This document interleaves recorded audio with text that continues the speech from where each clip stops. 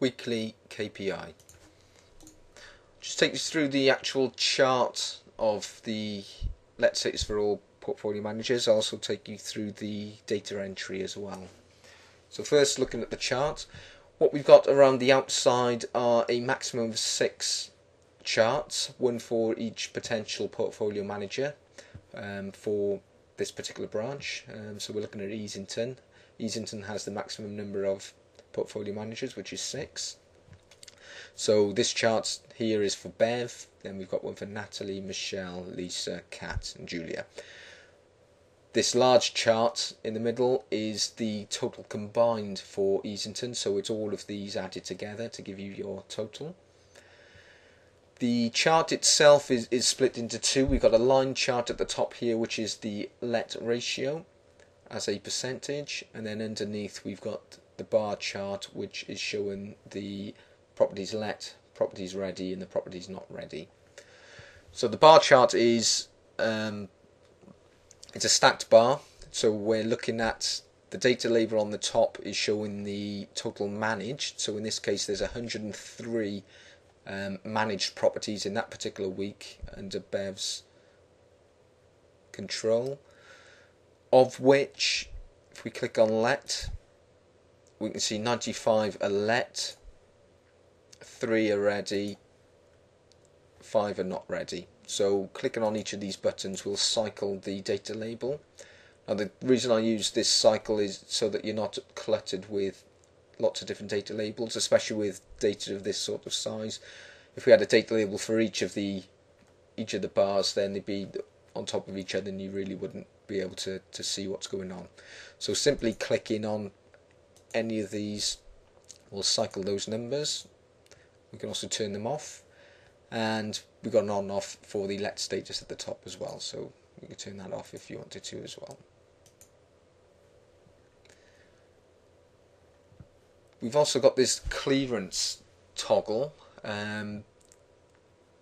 Because the axes are automatic and we don't know what these values are going to be in the future, these might suddenly rise and this one might suddenly drop and the charts start to overlap. If that happens, then same problem with the data labels, that they're going to be on top of each other. You're not going to be able to see clearly what's going on. The charts are going to be a little bit muddled. So if I can just simulate that by throwing that at the top. Okay, this is a good example here. You can see that the line chart is over the top of the bar chart. You can't clearly see what's going on. The data labels again are overlapping. It's a little bit muddled. So what you can do if that does happen, you simply use the up and down arrow on here to put a little bit of space between the charts so they're not cluttered. There we go, we're happy with that. It's not affecting the data at all, so the data is exactly the same. All we're doing is changing the scale on the axes. So the chart is identical, it's just that you're giving yourself a little bit of clearance room between the top and the bottom chart. Okay, if we have a look at the data entry now, clicking on the data entry button. So here in this section is where you actually upload the data. You pick the week commencing from this drop down list, so that obviously goes all the way down to a large calendar. So if we stick with the 2nd of April, because I know there's no data in there for that, the grey boxes you don't need to amend. This will automatically work out what week you're in, what year you're in, and obviously we're just putting data in for Easington. So now we need to select a name. So if we pick Bev from the list, it's given Bev a portfolio number of 1, which is just a way of me working out and assigning values to that particular person. So again, you don't need to worry about that. All you need to do now is put in your values for managed, let, ready and not ready for that particular week. So if we just put in some values, so put 100 in for there, you'll notice that this turns red. That's basically a flag status to tell you that your numbers are adding up correctly. So we've got zeros in here by default. Properties managed 100, so obviously the let, ready and not ready needs to add up to that 100 in order for your figures to be correct. So if I put a 90 in there, If I add a 10, then it's worked out, obviously that adds up to 100, and that would need to be a 0 for that to be the case. If this was say a 2, for example, which would take you over the 100, then it's telling you, it's giving you a red status and telling you there's an error there. So it's just a quick way of identifying the data before you actually put it into the table, if it's correct or not. So if I put that as a 0, we know that's correct now. So if I upload that, uploading will throw it into the data table, but it will also add it to this temporary table here, which is just an indication of what you've added so far in this session, so you don't forget.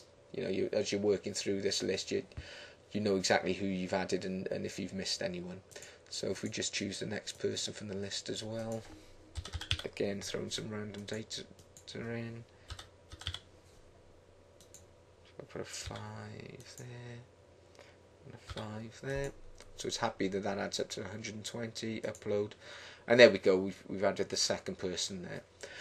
That data will disappear once you go off from this sheet, so just bear in mind that. So it's a good idea to put all your data in first, so you can see that it's adding up, and once you're happy that you've put all the people in for that particular week, then you can actually go and double check in the data table if you wish, or just go straight to the home page and go and have a look at the KPI itself. If you have a quick look at the data table, this is all the data that's been added so far. So we're going from 16th of the 1st, 2012, and down the bottom of the chart in April, those are the 2 entries that I literally just put in. So there's the 2nd of April for Bev and Natalie. So if we have a look at the KPI, what we'll see is that that's instantly uploaded into the chart. So anytime you add data in, it's live with this particular chart. And again, if you've put data in and it's incorrect, don't go into the data entry. Don't add a new record, because that will just add to this particular bar chart. It won't understand that you can't only have one Bev reference in a particular week. It'll just see Bev as 100, and then if you made a mistake and it was Bev was 110 actually, and you put in 110, it will actually chart both of those combined, so we'll chart the 210. So if you do make a mistake, or you need to edit any of these particular data sets, then literally go back to the data table and make your amendments within here. Also bear in mind that if you're changing in this case, your properties managed, if you put in 120 and really it should have been 130, then you've got to remember that these are hard fixed and they won't update to get to your total. So you'll have to remember that, yeah, actually that was an extra 10 there, and the extra 10 actually came from that particular area there. So it was properties let was 120, not 110. So just remember that this is fixed data and it's not going to align itself if you amend one of these in exactly the same way as if I change that from 5 to 7. You'll need to remember that needs to go up by the difference as well. And then if we go back to the KPI, we should see that data has changed there to 132, whereas previously I think it was 120.